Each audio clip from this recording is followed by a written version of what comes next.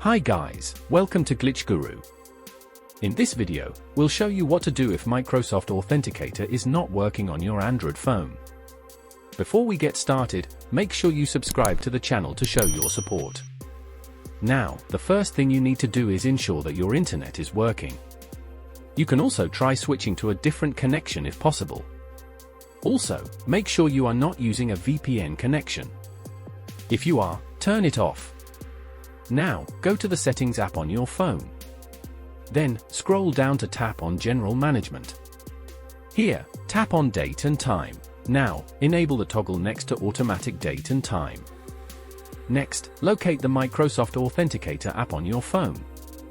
Now, long press on the app icon and tap the info icon from the menu that appears. In this menu, go to Notifications. Now, enable the toggle next to Allow Notifications. Return to the previous menu after this. Scroll down and tap on Mobile Data. Enable the toggles next to Allow Background Data Usage and Allow Data Usage while Data Saver is on. Now, go back to the previous menu and then tap on Battery. Here, select Unrestricted from the list, go back one more time and select Storage. Then, tap the Clear Cache option at the bottom. If Microsoft Authenticator is still not working after this, go to the Play Store and ensure you are using the most recent version of the app.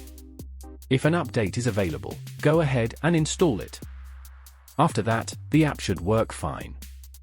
If you have any questions about this topic, feel free to leave them in the comments below.